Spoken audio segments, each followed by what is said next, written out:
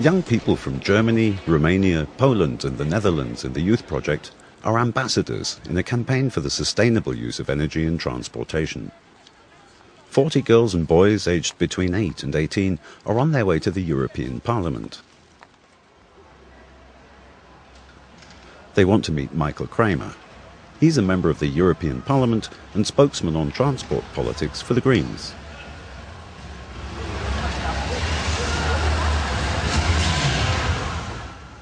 The young people are bringing with them ideas for changing mobility behaviour, which they've worked out either at school or in their free time.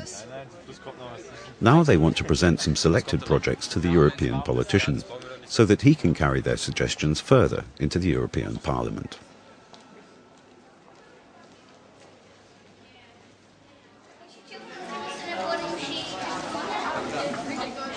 Yeah, we'll just get started. I think we have the first presentation of the group. The first group is Berlin, the next is Bucharest, then Gdynia and Rotterdam. Thank you. Pupils from Berlin have drawn up a contract by which all members of the school sign up to change their behaviour by travelling to school more by bus, by train, by bicycle or on foot. The contract will be published by the Youth Project and function as a role model for other Berlin schools. Other pupils also present their ideas for Berlin. For example, how more biofuel can be used and how bicycle riding can be promoted. The pupils from Bucharest present their project, Bike Network in a Green City. Their idea is the expansion of a bicycle network. The city of Bucharest should become greener and motor traffic should be reduced, so that it will be possible to ride bicycles safely through the city. In Gdynia, a lot of pupils' projects have been developed for a campaign in schools and throughout the whole town.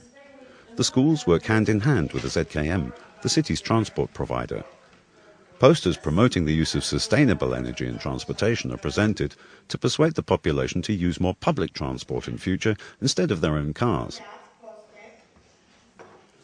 In Rotterdam, the Youth Project is part of the city's Rotterdam Climate Initiative, because Rotterdam wants to become a CO2-free town. Many projects have been dealing with the question, how can a major reduction in CO2 emissions be achieved? And what energy-saving possibilities can be realized in the port of Rotterdam?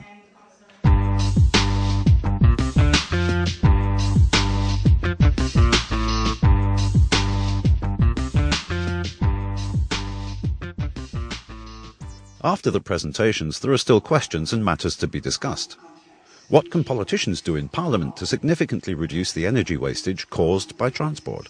Can and must politicians be role models? How seriously do they take the problem, and have they changed their own transport behaviour? Michael Kramer has his personal answer to this. That it's more fun to ride a bicycle. For example, in summer it's hot. I wouldn't sit in a car. A single politician has little influence, but Michael Kramer wants to take the youngsters' ideas and suggestions into the European Parliament and pass them on to committee meetings on the subject of transport and climate. The Youth Project arrived at the following conclusions. Young people participate if politicians and town planners listen to them and carry their ideas further.